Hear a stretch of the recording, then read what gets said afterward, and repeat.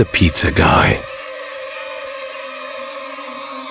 I was just 12 years old, living in this quiet, almost magical little town where bad things seemed like they only happened in movies. Can you imagine a place that feels so safe? My parents, young and full of energy, had just started trusting me to stay home alone for the night, a huge deal for a kid like me. One evening, I was glued to my PS2, lost in a James Bond video game, dodging virtual bullets and feeling like a secret agent. My stomach growled, and I thought, why not order a pizza? So I called up Johnny's, our local favorite. My mom had been super clear. Tip the delivery guy $4 and wrap up any leftover slices for later. Simple enough, right? When the doorbell rang, I grabbed the cash and swung open the door. The delivery driver stood there, a guy in his 30s with a long, grimy beard that looked like it hadn't been washed in weeks, glasses slipping down his nose, and a black trucker's hat pulled low. He handed me the warm pizza box and my change, but then, this made my skin crawl. He looked past me, right into the house, and asked, "You alone here?" Who asks a kid something that creepy? My parents had drilled stranger danger into me, but in my nervous 12-year-old panic, I blurted out the dumbest thing. My parents are on their way home. Why did I say that? He must have noticed the empty driveway and me, just a kid, grabbing the pizza. My heart sank as I realized I just made myself an easy target. Hours later, around 11 p.m., the doorbell pierced the silence of the night. Mom and Dad must be back, I thought, rushing to the door. I called out, "Mom? Dad?" But a strange, chilling voice answered, "Hey, I need help. Can I use your phone?" My stomach twisted into knots. Something was so wrong. Fear froze me in place, and I didn't dare peek through the window. Open the door? No way. That'd be a terrible mistake. I bolted upstairs, my heart pounding like a jackhammer. But as I climbed, the man outside banged on the door, yelling, "Wait, please, I need help." Oh my God, he'd seen me through the glass at the top of the door. I caught a glimpse of his shadowy outline, staring right at me, and my whole body went cold. I scrambled to my parents' room, grabbed the house phone, and dialed my mom's cell, my voice trembling like crazy. I told her someone was at the door, begging to come in, and her tone shifted to pure panic. "Did you let him know you're home? Did anyone know you were alone?" she demanded. That's when it hit me like a lightning bolt, the pizza guy. I told her about his eerie question, and her voice grew even more frantic. Von Ben MC's the doorbell rang twice more, each chime tightening the knot in my chest. "Stay in our bedroom. Lock the door," she ordered, saying they were calling the police. As I huddled there, I heard something that made my blood freeze. The faint creak of the backyard gate opening, then the unmistakable sound of footsteps downstairs. Someone was inside our house, wandering around. My mom screamed into the phone to the police. "The man is inside the house. Hurry up." I dove under the bed, my heart racing so fast I thought it'd explode. Footsteps climbed the stairs, slow and deliberate, then faded as if the intruder was checking other rooms. But then they came back, right to my parents' bedroom door. The doorknob rattled once, twice, over and over. He was trying to get in. Then a soft, creepy knock without a single word. My breath caught in my throat. One more twist of the knob, then the footsteps retreated down the hall, fading deeper into the house. I stayed frozen, barely breathing, until I heard heavy boots and an officer shouting my name. The police had arrived.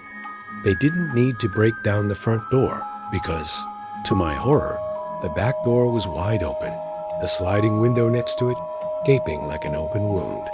That's how he got in. I spilled everything to the police, pointing straight at the pizza guy as my prime suspect. They noted it in their report and promised to investigate. The next night, my parents, furious and protective, dragged me to Johnny's Pizzeria. I scanned the place, but the driver was nowhere to be seen. The manager mentioned an employee named Phil, who matched my description: long beard, glasses, trucker's hat, but swore it couldn't be him. My parents weren't buying it. They caused a scene, vowing never to come back. We waited in the parking lot for nearly an hour, hoping to catch Phil, but he never showed. I'm sure the manager tipped him off. Lawyers wouldn't touch the case without solid evidence, and I was left wondering, who else could it have been? Who else knew I was alone that night? I'm convinced it was the pizza guy or someone he clued in.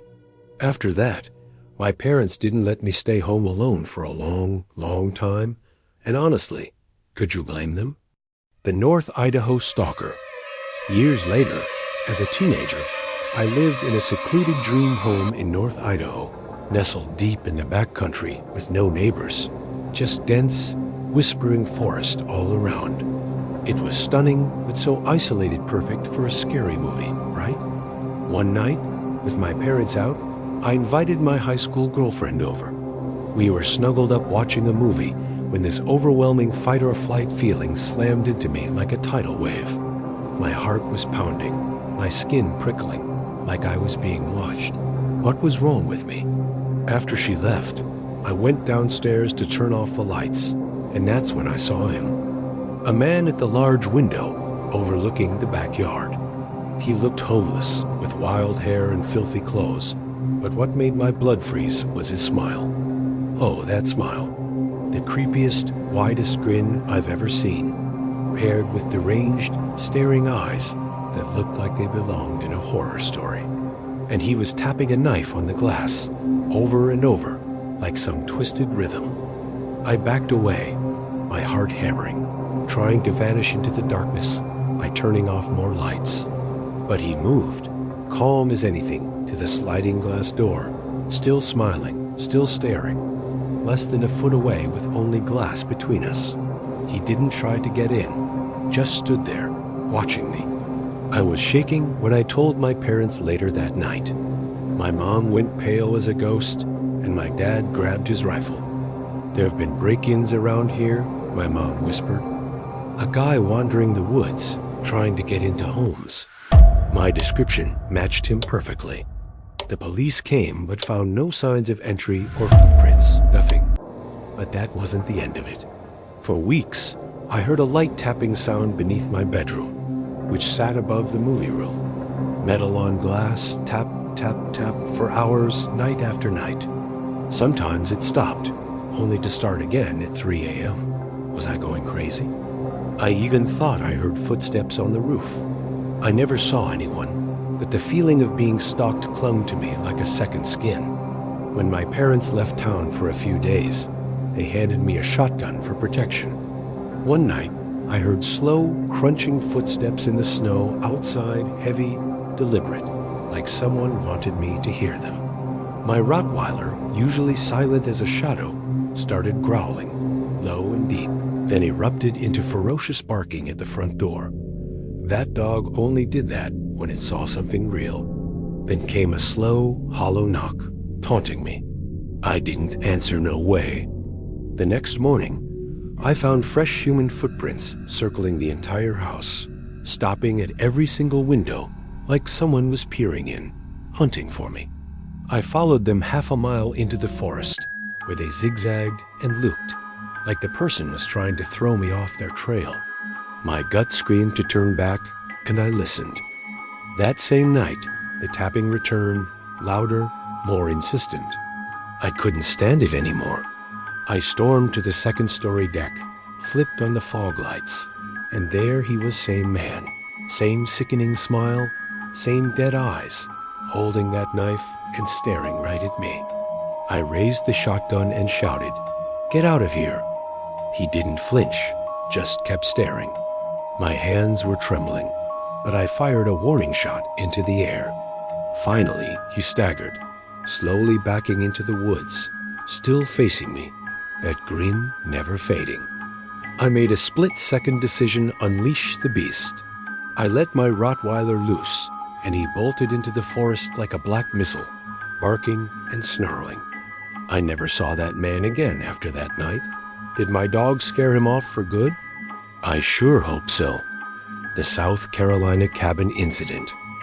In March 2022, during my second year of college, my 5 friends and I rented a dirt cheap cabin in South Carolina, way out in the forest on private land.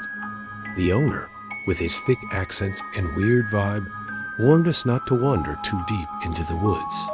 Why would he even say that? The drive was endless.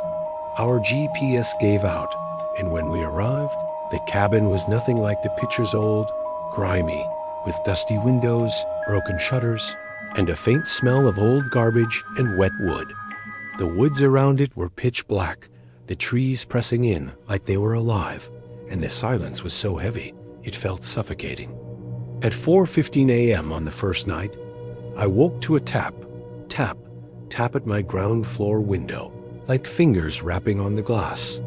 My heart stopped as I looked and saw a man pressed against the window, his face almost touching its pale skin, wild hair, no shirt, just staring in with wide, unblinking eyes. His mouth hung open, and he tapped, slow at first, then faster, like he was playing with my fear. I whispered for my friend Matt, sleeping on the couch nearby. He jolted awake, saw the man, and leapt up, knocking over a coffee table. The noise must have spooked the guy because when Matt flicked on the porch light and ran outside, he was gone. Vanished into the night. We were all terrified. Tyler said it was probably a drunk local. Chris thought maybe a lost hunter, but I knew better. That guy was watching me, and he wasn't lost. We blocked the doors and took turns staying awake, our hearts in our throats. The next morning, we found bare human footprints circling the entire cabin, stopping at every single window, even one above an upstairs shower. Who does something like that? We were dumb and stubborn, though, and decided to stay. Why didn't we just pack up and leave? He stood in front of the fridge, swaying slowly, like he didn't even know what it was. We grabbed a pocket knife, a fire poker, and a broken shear leg, fumbling in the dark. When we flipped on the light, he was gone. The back door was wide open, not broken, not forced, just open, like he'd strolled right in. We packed our essentials and peeled out 20 minutes later, driving until we had enough signal to call the sheriff. A deputy met us at a diner, and he didn't even blink at our story. Trouble with folks squatting in those woods, he said, not always right in the head.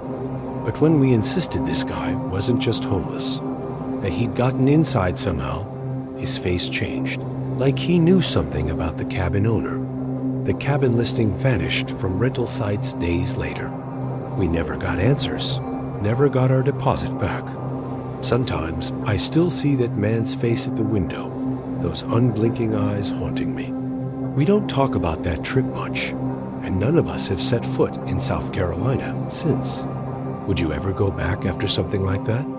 If you crave true horror stories that haunt your dreams, hit that subscribe button and ring the bell for the scariest stories in the world. Share your creepy road trip tale in the comments below.